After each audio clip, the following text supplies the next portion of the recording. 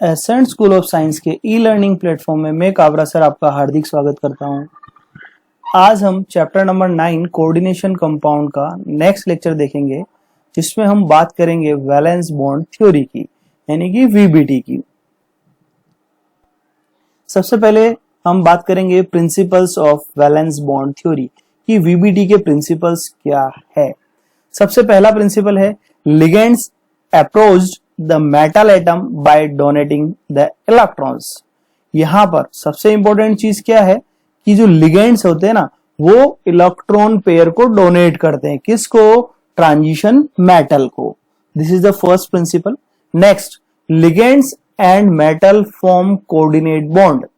जब आपका ligand metal को इलेक्ट्रॉन डोनेट करता है तो मेटल और लिगेंड के बीच में कोऑर्डिनेट बॉन्ड बनता है, जिसको कोऑर्डिनेशन कोवेलेंट बॉन्ड भी बोलते हैं। Next principle, to accommodate this electron metal atom process require number of vacant orbitals having equal energies. Equal energies की प्रॉपर वैकेंट ऑर्बिटल होनी चाहिए। जो लिगेंड वहां पर number of electron pair donate कर रहा है, उसको एकोमोडेट करने के लिए उतनी जगह ट्रांजिशन मेटल के अंदर खाली होनी चाहिए। This is the next principle. Next, these orbitals obtained by hybridization of metal orbitals to give set of equal energy orbital। जब भी हाइब्रिडाइजेशन होगा, हाइब्रिडाइजेशन से जो ऑर्बिटल ऑब्टेंड होगा, उन हाइब्रिड ऑर्बिटल्स का एनर्जी लेवल हमेशा इक्वल रहेगा। Equal energy orbitals, always their energy level should be equal. Next point की बात करेंगे हम। Sometimes unpaired electrons in n-1 d orbital. Sometime क्या होता है कि जो अनपेयर्ड इलेक्ट्रॉन होते हैं वो कहां रहेंगे? n-1 d orbital paired up as fully as possible prior to hybridization make the required d orbital vacant। हमें d ऑर्बिटल जो है वो वैकेंट रिक्वायर्ड रहती है, क्योंकि लिगेंड्स जो lone pair of electron donate करेगा उसको कहां रखा जाएगा? एम्प्टी d ऑर्बिटल के अंदर। तो central metal atom max available the number of empty orbital, the number of empty orbitals equal to the coordination number for formation of coordinate bond with the ligand. आपका जो transition metal है वो ligand के साथ कितने coordination bond बना रहा है, उसके हिसाब से वहां पर एम्प्टी स्पेस होना चाहिए। When ligand approaches metal ligand bond are formed, metal और लिगेंड के बीच में जब कोऑर्डिनेशन कोवेलेंट बॉन्ड फॉर्म होता है, by overlapping of these orbitals with ligand by donation of electron to the empty hybridized orbital, these bond are equal length। वहां जो bond बनेगा उनका लेंथ भी इक्वल होगा and strength is also equal. वहां length and strength both are equal, यानी कि same energy level के ऑर्बिटल्स बनते हैं। These are the some important principles of the VBT. Next बात करेंगे हम यहां पर number of orbitals and types of hybridisation का, कि कितना ऑर्बिटल यूज होता है और किस टाइप का उसका हाइब्रिडाइजेशन होता है। तो सबसे पहले हम बात करेंगे कोऑर्डिनेशन नंबर का। कोऑर्डिनेशन नंबर 4 की बात कर रहे हैं तो कोऑर्डिनेशन नंबर 4 में दो पॉसिबिलिटीज है हाइब्रिडाइजेशन की, या तो sp3 हाइब्रिडाइजेशन होगा या dsp2 हाइब्रिडाइजेशन होगा। अब sp3 हाइब्रिडाइजेशन का मतलब है एक s ऑर्बिटल और 3 p ऑर्बिटल जो है वो उसमें पार्टिसिपेट करती है हाइब्रिडाइजेशन में। यहां पर 4s और 4p के तीनों ऑर्बिटल रहते हैं, जबकि यहां पर क्या होता है dsp2 यानी 3d का एक ऑर्बिटल, 4s और 4p के दो ऑर्बिटल जो है वो पार्टिसिपेट करते हैं। जब sp3 हाइब्रिडाइजेशन होता है तो उसका स्ट्रक्चर कैसा होता है? टेट्राहेड्रल होता है। 109 डिग्री 28 मिनट उसका बॉन्ड एंगल होता है। ऐसे ही dsp2 हाइब्रिडाइजेशन होगा तो स्क्वायर प्लेनर स्ट्रक्चर रहेगा, 90 डिग्री बॉन्ड एंगल होता है। ऐसे ही स्टूडेंट्स जब कोऑर्डिनेशन नंबर 5 की बात करते हैं तो हाइब्रिडाइजेशन कौन सा होता है? sp3 डिहाइब्रिडाइजेशन। ट्राइगोनल बाइपिरामिडल स्ट्रक्चर रहेगा। 290 डिग्री और बाकी 120 डिग्री के बॉन्ड होंगे उसमें। यहां पर कोऑर्डिनेशन नंबर 6 की बात करेंगे तो कंडीशन क्या रहेगी, sp3d2 हाइब्रिडाइजेशन स्ट्रक्चर कौन सा रहेगा, ऑक्टाहेड्रल। और कोऑर्डिनेशन 6 में अगर हाइब्रिडाइजेशन d2sp3 होगा तो भी स्ट्रक्चर कौन सा रहेगा, ऑक्टाहेड्रल। ऑक्टाहेड्रल स्ट्रक्चर होगा तो बॉन्ड एंगल कितना होगा, 90 डिग्री। बट यहां पर हम देखेंगे कि अगर कोऑर्डिनेशन नंबर 4 में भी दो पॉसिबिलिटीज है और कोऑर्डिनेशन नंबर 6 में भी दो पॉसिबिलिटीज है। कोऑर्डिनेशन 4 में sp3 हाइब्रिडाइजेशन है, इसमें d ऑर्बिटल का कोई प्लेस नहीं है, यहां पर 3d ऑर्बिटल यूज हो रहा है तो ये dsp2 हाइब्रिडाइजेशन होगा, बट इनका स्ट्रक्चर अलग अलग होगा। यहां पर हम देखेंगे sp3d2 है या d2sp3 है, but the structure is remaining same. But here जो हाइब्रिडाइजेशन में जो ऑर्बिटल यूज हो रहा है ना वो अलग अलग है। यहाँ sp3d2 है, ये d2 है जो 4d का ऑर्बिटल है, ये आउटर ऑर्बिटल कॉम्प्लेक्स बोलते हैं उसको हम। और ये d2sp3 है ना, ये 3d का ऑर्बिटल है, इसको बोलते हैं इनर ऑर्बिटल कॉम्प्लेक्स, है ना। इनके एनर्जी लेवल की बात करेंगे हम, जैसे ये आपका d ऑर्बिटल है, जैसे ये जो है d के 5 सब सेल है ना, ये आपका 3d हो गया, ये आपका 4s है, ये आपका 4p हो गया और ये आपका 4d है। अब यहाँ पर d के 5 सब टाइप्स होंगे जिसमें हम बात करेंगे dxy की, dyz, dxz, dx square y square और dz स्क्वायर, है ना। ये 4s, ऐसे ही 4p में 4px, 4py एंड 4pz, है ना। तो ऐसे हम उनको फर्दर डीजनरेट कर सकते हैं इन ऑर्बिटल्स को। अब इनके अंदर हम इलेक्ट्रॉन फिलअप करेंगे और उनका हाइब्रिडाइजेशन देखेंगे, ओवरलैपिंग चेक करेंगे। नेक्स्ट कुछ कंपाउंड्स लेते हैं यहाँ पर और वन बाय वन उनके सब कुछ डिस्कस करते हैं। जैसे फॉर्मेशन ऑफ एक कंपाउंड आपको दिया है FeCN6-4। यहाँ पर सबसे पहले ये ट्रांजिशन मेटल जो है उसका ऑक्सीडेशन स्टेट हम फाइंड कर लेंगे। तो Cn कौन सा लिगेंड है, एनायनिक लिगेंड है, एक Cn के ऊपर होता है -1 चार्ज, तो 6 के ऊपर कितना रहेगा, -6 और उधर -4 है, तो आयरन के ऊपर स्पेसिफिक ऑक्सीडेशन स्टेट आ जाएगा कितना, Fe+2। जैसे आयरन का नॉर्मल ऑक्सीडेशन स्टेट यहाँ पर आपको लिख दिया गया है। देखो आयरन कितना होता है Z26। इन ग्राउंड स्टेट की बात करेंगे तो हमें उसका इलेक्ट्रॉनिक कॉन्फ़िगरेशन लिखना है, तो पहले इलेक्ट्रॉन 4s में आ जाएगा, 4s कंप्लीटली फिलअप हो गया, बाद में रिमेनिंग 6 किस में आएंगे, 3d में। पहले इलेक्ट्रॉन फिलअप होगा और बाद में नेक्स्ट 26 वाला इलेक्ट्रॉन ऐसे फिलअप हो जाएगा। तो यहाँ 4 अनपेयर्ड इलेक्ट्रॉन रहेंगे। और यहाँ Cn जो है वो कौन सा लिगेंड है, एक स्ट्रॉन्ग लिगेंड है। हाँ, यहाँ पर वो एक और चीज इंपॉर्टेंट बताना चाहता हूं स्टूडेंट्स कि मेनली अमोनिया और साइनाइड Cn एंड यहां पर कार्बोनाइल CO, इन तीनों को मेनली स्ट्रॉन्ग लिगेंड में कंसीडर किया गया है। और जब जब भी स्ट्रॉन्ग लिगेंड होता है तो रीअरेंजमेंट पॉसिबल होता है ना। स्ट्रॉन्ग होता है तभी रीअरेंजमेंट हो सकता है, अदरवाइज वीक लिगेंड होगा तो रीअरेंजमेंट नहीं होगा। मैं आपको क्रिस्टल फील्ड थ्योरी में एक पूरा स्पेक्ट्रोकेमिकल सीरीज बताऊंगा जिसमें कि सारे लिगेंड्स का ऑर्डर होगा कि कौन सा लिगेंड स्ट्रॉन्ग होगा, कौन सा लिगेंड वीक होगा। तो यहां पर हम बात करते हैं Cn जो है cyanide, it is a strong ligand here. तो यहाँ Fe+2 की बात करेंगे क्योंकि यहाँ पर चार्ज हमने देखा ना कि ये यूनिडेंटेड माइनस लिगेंड है, तो ये माइनस का 6 हो गया है ना, इक्वल्स टू माइनस का 4 है और ये x है, तो x की वैल्यू कितनी आएगी, x की वैल्यू आ जाएगी +2। यहाँ पर इसका ऑक्सीडेशन स्टेट क्या होगा, +2। अब तो +2 में देखना है तो इलेक्ट्रॉन किसके जाएंगे, 4s के चले जाएंगे, क्योंकि हमारा रूल क्या होता है, फर्स्ट कम फर्स्ट आउट। पहले इलेक्ट्रॉन 4s में आते हैं, बाद में 3d में जाते हैं, तो रिमूव कहां से होंगे, सबसे पहले 4s से ही रिमूव हो जाएंगे, तो 3d तो SS रहेगा। अब हमारा क्योंकि यहाँ पर Fe+2 में जो आपका लिगेंड है वो Cn है, Cn स्ट्रॉन्ग लिगेंड है, इसीलिए रीअरेंजमेंट हो जाएगा। देखो ये जो सिंगल सिंगल थे अभी ये किस में चले जाएंगे, इनका पेयरिंग हो गया, तो ये वाले 2 एम्प्टी हो गए। अब आपके पास कितना, Cn के पास 6 है, तो 6 lone pair of electron donate करेगा कौन, Cn। अब वो कहां रखे जाएंगे, सबसे पहले वो कहां आएंगे, 4s में। पहले 4s हो गया, फिर बाद में जाएंगे कहां जाएंगे, 3d में, बाद में कहां जाएंगे वो 4p में।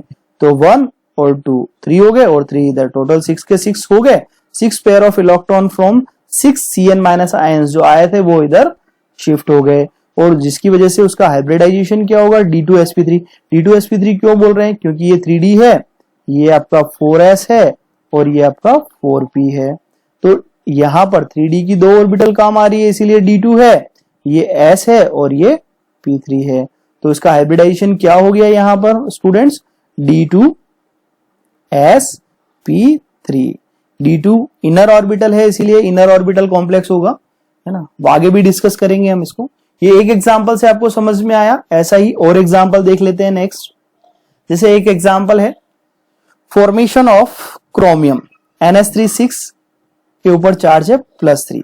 अब यहां पर आप देखिए क्रोमियम NH3 6, अब यहां पर अमोनिया कैसा लिगेंड है, न्यूट्रल लिगेंड है, तो क्रोमियम के ऊपर डायरेक्टली कितना चार्ज आ जाएगा, +3। तो अब हम इसका स्ट्रक्चर देखते हैं आगे। जैसे क्रोमियम एटॉमिक नंबर कितना है उसका 24, ग्राउंड स्टेट में इलेक्ट्रॉनिक कॉन्फ़िगरेशन कैसा आता है 3d5 4s1, तो 4s में 1 रहेगा और 3d5 रहता है। दिस इज ग्राउंड स्टेट में उसका इलेक्ट्रॉनिक कॉन्फ़िगरेशन है। This is an important thing, बहुत सारे स्टूडेंट क्या करते हैं यहाँ 4s2 कर देते हैं और 3d4 ही रखते हैं, वो रॉन्ग है, क्योंकि half orbital and fully filled orbital are more stable, इसीलिए एक इलेक्ट्रॉन 4s से 3d में जंप कर जाता है। तो ये इसका ग्राउंड स्टेट का इलेक्ट्रॉनिक कॉन्फ़िगरेशन है, कौन सा स्टेट का, ग्राउंड स्टेट का। This is an important. Next अब हम बात करेंगे क्रोमियम +3 की। क्रोमियम +3 ऑक्सीडेशन स्टेट में होगा, तो अब 3 इलेक्ट्रॉन रिमूव करने, तो कहां से होगा, सबसे पहला रिमूव कहां से होगा, 4s से रिमूव होगा और बाद में 3d से 2 रिमूव होंगे, तो ये आपका एम्प्टी ऑर्बिटल हो गए। क्रोमियम +3 आयन की बात कर ली हमने। अगर नेक्स्ट फिर हम लिगेंड की बात करेंगे। अब लिगेंड में आपका कौन सा है, अमोनिया, और अभी हमने डिस्कस किया अमोनिया कौन सा लिगेंड है, स्ट्रॉन्ग लिगेंड है। जब स्ट्रॉन्ग लिगेंड है तो रीअरेंजमेंट पॉसिबल हो सकता है ना। बट यहां पर जैसे कि आप देखेंगे ये 2 एम्प्टी स्पेस हो गया, ये 4s हो गया और ये 4p है ना। तो यहां पर आपको 6 लिगेंड लाने हैं, तो ये तो ऑलरेडी यहाँ एम्प्टी है ही है, ये भी एम्प्टी है और ये भी, यहाँ पहले 4s में आएगा, बाद में 3d में और बाद में 4p में, तो उसका हाइब्रिडाइजेशन भी क्या हो जाएगा, D2sp3 हाइब्रिडाइजेशन रहता है यहां पर भी। जिसे आप ये देखेंगे कैसे ये आ गया यहां पर सारे के सारे 6 coordination bond form by the donation of 6 electron pair from the 6 ammonia molecules, right. इससे पहले मैग्नेटिक प्रॉपर्टीज भी हम इसमें देख सकते हैं, जितने अनपेयर्ड इलेक्ट्रॉन होंगे उसके बेसिस पे वो पैरामैग्नेटिज्म शो करेगा। इसके पहले वाला कंपाउंड डायमैग्नेटिक था, ये पैरामैग्नेटिक है due to the unpaired electrons. देखो नेक्स्ट है यहां पर formation of Zn zinc NH3 का होल 4+2। यहाँ पे अमोनिया यूनिडेंटेड लिगेंड है, न्यूट्रल चार्ज रहेगा। जिंक का एटॉमिक नंबर कितना होता है 30, ग्राउंड स्टेट में इलेक्ट्रॉनिक कॉन्फ़िगरेशन लिख लेंगे, तो यहाँ 4s भी कंप्लीटली फिल्डेड होगा और 3d भी कंप्लीटली फिल्डेड होगा। अगर जो अब इलेक्ट्रॉन निकलेंगे Zn का चार्ज क्या होगा +2, तो कहां से निकलेगा वो 4s से निकलेगा, तो हम Zn +2 का देख लेंगे, तो 3d तो कंप्लीटली फिलअप किया हुआ है और इलेक्ट्रॉन कहां से विड्रॉ हो गए 4s से चले गए। अब नेक्स्ट हम लिगेंड्स की बात करेंगे कि sp3 हाइब्रिडाइजेशन होगा, क्योंकि यहाँ पर कितना है 4 ही है ना लिगेंड, तो अब यहाँ पर 3d तो कंप्लीटली फिल्डेड है ना, 4 एम्प्टी ऑर्बिटल है यहाँ, जिसमें कि एक 4s एम्प्टी है और 3p एम्प्टी है। तो अब जो 4 lone pair of electron donate होंगे वो कहां जाएगा, 4s और 4p में जाएगा। तो ये 4s और 4p में इलेक्ट्रॉन चले गए, 4s में आ गया, ये 4p में आ गया, तो यहाँ 4 electron pairs donate by the 4 ammonia molecules, तो यहाँ पर हाइब्रिडाइजेशन क्या हो जाएगा, sp3 हाइब्रिडाइजेशन होगा। इंपॉर्टेंट एग्जांपल है। नेक्स्ट ऐसा ही एग्जांपल ले लिया हमने, फॉर्मेशन ऑफ NiCO4। देखो हमें पता है कार्बोनाइल का ऑक्सीडेशन स्टेट कितना होता है 0, मतलब तो निकल का ऑक्सीडेशन स्टेट यहाँ क्या हो गया 0, निकल का ऑक्सीडेशन स्टेट 0 है, तो जो उसका एटॉमिक ऑर्बिटल का इलेक्ट्रॉनिक कॉन्फ़िगरेशन है Z28 है, तो 4s में 2 आ गया और 3d में 8 आना है, तो 3d में 8 फिलअप कर दिया। नेक्स्ट यहां पर हाइब्रिडाइजेशन इज sp3 ऑर्बिटल इन निकल, यहां पर भी एक 4s फिलअप रहेगा, क्योंकि कोई भी रीअरेंजमेंट, क्योंकि यहाँ CO स्ट्रॉन्ग लिगेंड है इसलिए रीअरेंजमेंट हो जाएगा, ये दोनों जो थे वो इधर आ जाएंगे तो 4s खाली हो जाएगा, 4s और 4p खाली होगा तो sp3 हाइब्रिडाइजेशन शो करेगा, बिकॉज CO जो कार्बोनाइल है वो क्या है, स्ट्रॉन्ग लिगेंड है, स्ट्रॉन्ग लिगेंड है इसीलिए रीअरेंजमेंट हो पा रहा है। फॉर्मेशन ऑफ NiCO4, तो उसमें 4 electron pair donate by 4 carbonyl molecules, तो ये एक 4s में आ गया और बाकी 3 4p में चले गए, इसीलिए इसका हाइब्रिडाइजेशन भी कैसा होगा, sp3 हाइब्रिडाइजेशन होगा।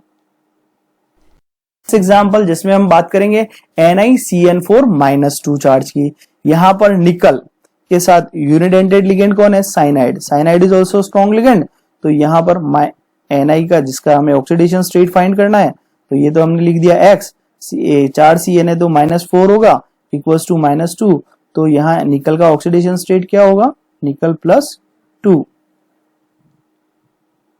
तो सबसे पहले हम निकल का ग्राउंड स्टेट में इलेक्ट्रॉनिक कॉन्फ़िगरेशन लिख दिया हमने, अभी लिखा ही था हमने, 4s कंप्लीटली फिल्डेड और 3d में 8। अब निकल +2 का लिखना है तो इलेक्ट्रॉन कहां से विड्रॉ होंगे, 4s से चले जाएंगे, 3d तो SH ही रहेगा, है ना, क्योंकि यहाँ पर अमोनिया साइनाइड जो है वो स्ट्रॉन्ग लिगेंड है इसीलिए ये रीअरेंजमेंट हो जाएगा, सिंगल सिंगल इलेक्ट्रॉन थे रीअरेंज हो गए, तो ये d में एक जगह खाली बच गई, ये 4s है और ये 4p, तो यहाँ हाइब्रिडाइजेशन क्या होगा, dsp2, पहले जो lone pair of electron donate करेगा साइनाइड वो किसमें जाएगा, 4s में, बाद में 3d में और बाद में 4p की 2 ऑर्बिटल्स में, तो इसका हाइब्रिडाइजेशन हो गया dsp2 हाइब्रिडाइजेशन हो जाएगा, 90 डिग्री का बॉन्ड एंगल होगा। आप देखेंगे फॉर्मेशन ऑफ NiCN4-2, तो ये जो lone pair of electron donate हुए पहले 4s में गए, बाद में 3d में और बाद में 4p में, 4 electron pairs donate by 4 CN- ion due to strong ligand, rearrangement is possible here, इसीलिए हाइब्रिडाइजेशन क्या हो गया, dsp2 हाइब्रिडाइजेशन होगा। ऐसा ही एक और कंपाउंड है, फॉर्मेशन ऑफ Fe आयरन के साथ कार्बोनाइल 5, हमें पता है कार्बोनाइल के साथ किसी का भी ऑक्सीडेशन स्टेट क्या आएगा, 0, तो आयरन का ऑक्सीडेशन स्टेट क्या होगा, 0, आयरन का एटॉमिक नंबर कितना होता है, 26, तो हम आयरन का इलेक्ट्रॉनिक कॉन्फ़िगरेशन लिखेंगे, 4s तो कंप्लीटली फिल्डेड है और 3d में 6 इलेक्ट्रॉन रहेंगे, यहाँ ये 26 नंबर वाला इलेक्ट्रॉन है, ये देखेंगे हम स्ट्रॉन्ग लिगेंड है तो रीअरेंजमेंट पॉसिबल है, तो ये रीअरेंजमेंट कर दिया, CO5 है, रीअरेंजमेंट हो गया। अब ये 5 लोन पेयर ऑफ इलेक्ट्रॉन देगा, 5 लोन पेयर ऑफ इलेक्ट्रॉन कहां पर आएंगे, सबसे पहले आएगा वो 4s में, बाद में 3d में और रिमेनिंग 3 इन 4p में, तो ये dsp3, 3d का एक ऑर्बिटल है इसीलिए d, 4s एंड p के 3 है तो dsp3 हाइब्रिड ऑर्बिटल बनेगा, each accepting a pair of electron from CO molecules, CO molecules जो है कार्बोनाइल जो है वो lone pair of electron donate करेगा, वो कहां पर आएंगे, पहले 4s में, बाद में 3d में और बाद में 4p में, तो इसका हाइब्रिडाइजेशन क्या होगा स्टूडेंट्स, dsp3 हाइब्रिडाइजेशन होता है। अब नेक्स्ट आता है inner orbital and outer orbital complex, क्या होता है, ये इंपॉर्टेंट पॉइंट है कि inner orbital and outer orbital का मतलब क्या है, when the complex formed involve inner n-1d orbital for hybridization in cases of electron of metal are made to paired up diamagnetic or having less number of unpaired electron, low spin complex होगा ना, तब क्या होगा, वो inner orbital complex होगा। यानी कि हम बात कर रहे हैं 3d का, देखो यहां पर d ऑर्बिटल में हम बात कर रहे हैं, ये 3d है आपका, ये आपका 4s है, ये आपका 4p है और ये आपका 4d है। जब हाइब्रिडाइजेशन में ये 3d का इन्वॉल्वमेंट रहेगा तो उसको हम बोलेंगे inner orbital complex. When the complex formed involve an outer, यहां पर क्या वर्ड यूज किया था हमने, inner, outer n-1 d orbital for hybridization in case of electrons of metals are not made paired electron, paired नहीं बनाएगा वो, इसीलिए वो क्या होगा, वो पैरामैग्नेटिज्म शो करेगा due to unpaired electron, having the large number of unpaired electron रहेंगे, यहाँ हाई स्पिन कॉम्प्लेक्स होगा, यहाँ स्पिन कॉम्प्लेक्स हाई होगा क्योंकि पेयरिंग नहीं होगा, यहाँ लो स्पिन कॉम्प्लेक्स होगा बिकॉज यहाँ पर पेयरिंग हो जाएगा, डायमैग्नेटिक बनाता था उसमें, है ना, इनर में, और आउटर में क्या बनाएगा वो, आउटर का मतलब क्या है, ये 4d ऑर्बिटल जो है वो यहां पर आपको यूज होगा। ये अगेन वही ये 3d, ये 4s, ये 4p, यहाँ 4d का यूटिलाइजेशन होगा। जो लोन पेयर ऑफ इलेक्ट्रॉन आएंगे वो कहाँ आएंगे, 4d में आएंगे, जबकि यहां पर किस में आते थे, 3d में। अगर 3d में लोन पेयर ऑफ इलेक्ट्रॉन आ रहे हैं तो उसको बोलेंगे इनर ऑर्बिटल कॉम्प्लेक्स, अगर 4d में आ रहे हैं तो उसको क्या बोलेंगे हम, आउटर ऑर्बिटल कॉम्प्लेक्स। यहां पर कुछ लिमिटेशंस की बात करेंगे कि वैलेंस बॉन्ड थ्योरी जो हमने डिस्कस किया ना, उसकी लिमिटेशंस क्या है। तो पहला लिमिटेशंस, मिसलीडिंग मैग्नेटिक बिहेवियर। ये मैग्नेटिक बिहेवियर को कंप्लीटली समझा नहीं सकता है, कुछ रॉन्ग इंटरप्रिटेशन देता है मैग्नेटिक बिहेवियर के बारे में। This is the biggest limitation of the VBD.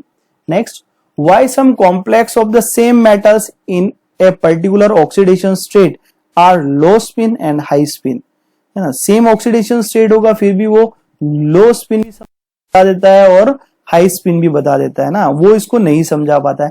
यानी कि जो CFT की बात हम करेंगे उसमें ये चीज क्लियर हो जाएगी, but it is a limitation of VBT, it can't explain from the VBT। Next, colour of the complex can not be explain. जो कॉम्प्लेक्स कंपाउंड का कलर आता है ना, अलग अलग कलर देते हैं कॉम्प्लेक्स कंपाउंड, उसको ये एक्सप्लेन नहीं करता है VBT। नेक्स्ट, थर्मोडायनेमिक और kinetic stabilities of complex compound can not be explain from the VBT। कि थर्मोडायनेमिकली ये जो कंपाउंड है वो स्टेबल है, उसकी काइनेटिक स्टेबिलिटीज है, वो हम VBT से एक्सप्लेन नहीं कर सकते हैं। Not explain about the weak and strong ligand. यहां पर स्टूडेंट्स हमने बात की थी कि ये कुछ स्ट्रॉन्ग लिगेंड है, जैसे अमोनिया है, साइनाइड है, कार्बोनाइल है, ये स्ट्रॉन्ग लिगेंड है। ऐसे ही बहुत सारे वीक लिगेंड होंगे, जैसे हम बात करेंगे Cl की, Cl- की या F- की, ये सारे वीक लिगेंड्स होंगे।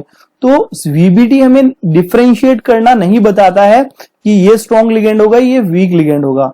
तो on the behalf of valence bond theory we can't explain the strong and weak ligands classifications. Thanks for watching, students.